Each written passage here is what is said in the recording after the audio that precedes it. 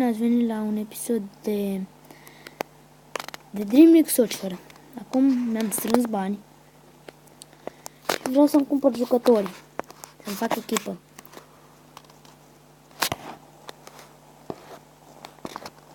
Mi-l cumpăr pe Messi.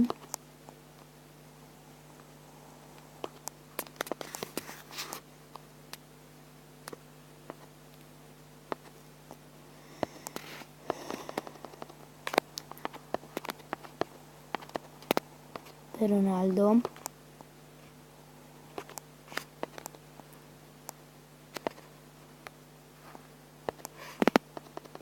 Pe Neymar.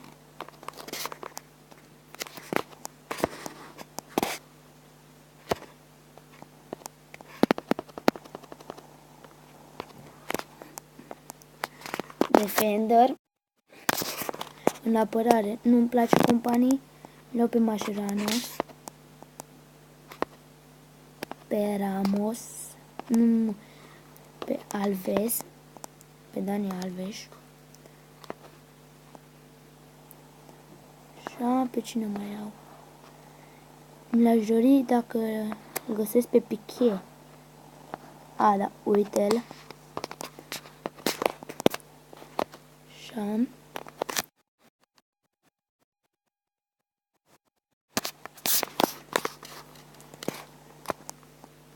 Și acum să ne punem pe cei care i-am cumpărat până acum.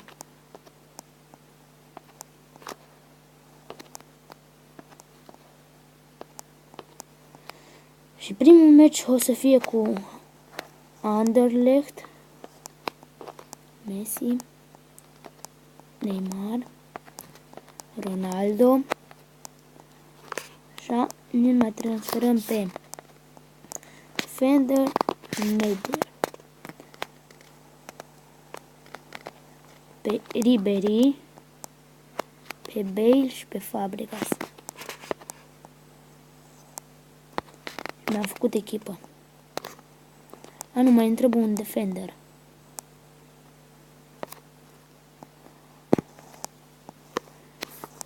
Defender și să vedem pe cine. Companie Ramos, Alba, Matuidi,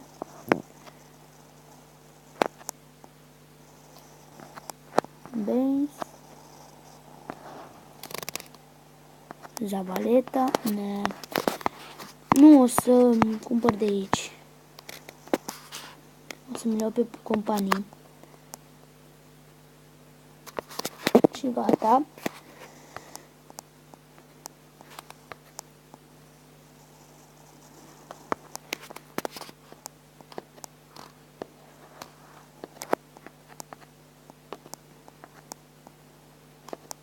Pe Bale, pe Ribery.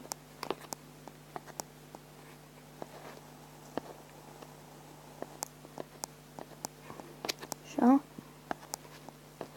Scot pe Nica, îl bag pe companii. Am echipă numai de 80.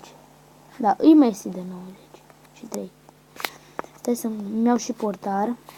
Nu-mi place Buffon.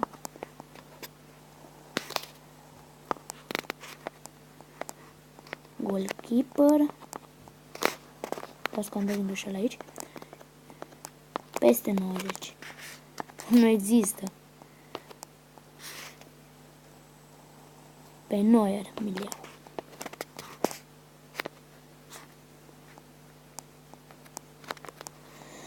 Mi-l pun pe Neuer în locul lui Buffon.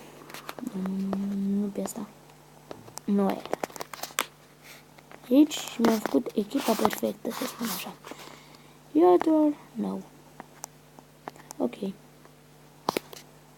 Și acum o să dau un meci. Numai un meci o să joc. Nici dimineața.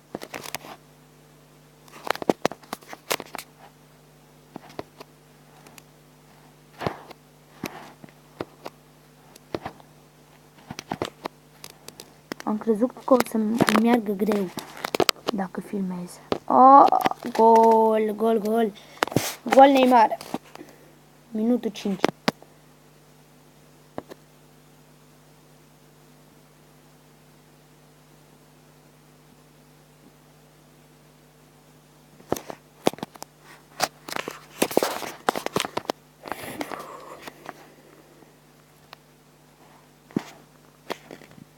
Deposedare. Nu, eu nu înțeleg de ce am șutat. Dar în fine. Totuși 1-0 pentru mine.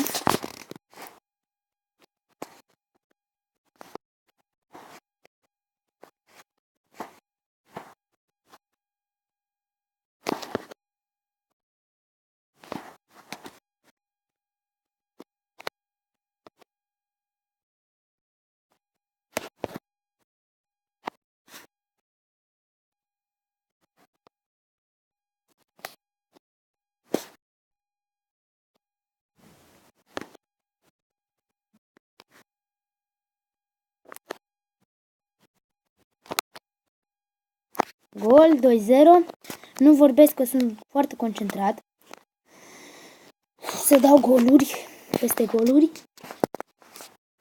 Să nu iau niciun gol.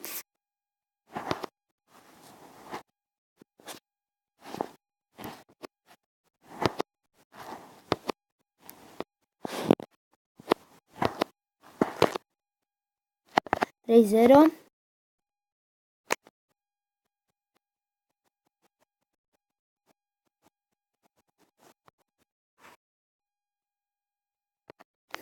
Zece minute și golul.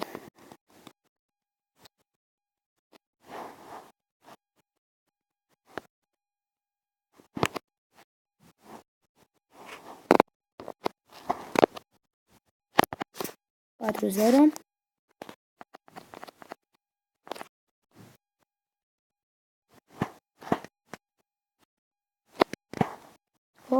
Poate da 5-0, 5-0. Of, am scăpat din buton. Și n-am putut să fac altceva decât să...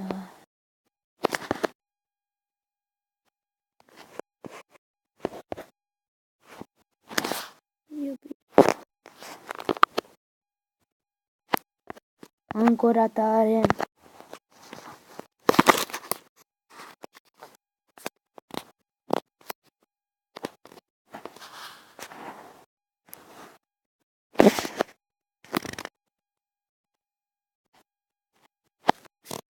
S-a gătat prima repriză. Începe a doua.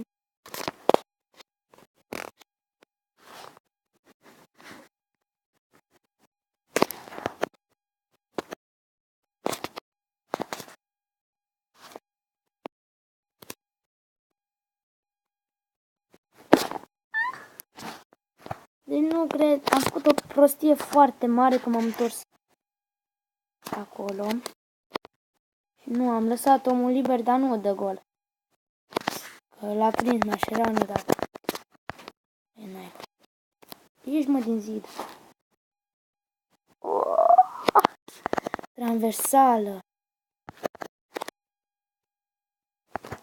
Nu, a fost respinsă, cică. Da, bine, ascultăm de ies. M-a apucat să o resping.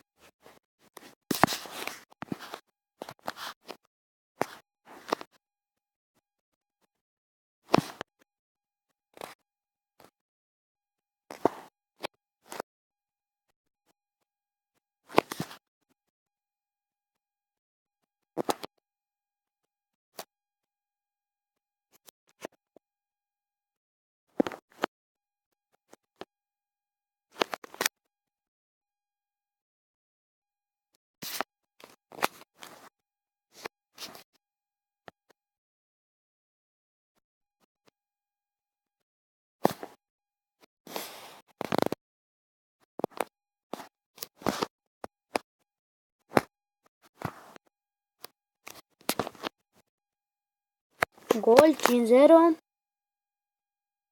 Fabregas.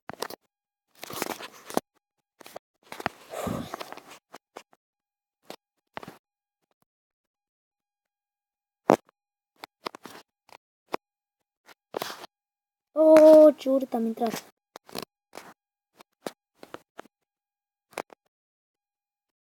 Hai. Pot face. Oh! Arunca la picior, n-am apucat. Nu am apucat.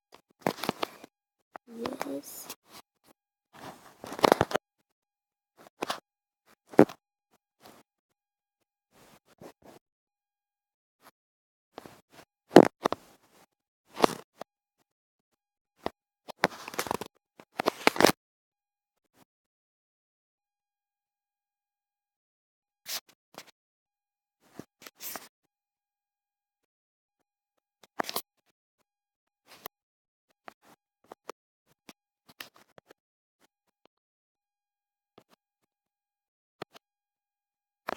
Gol 6-0.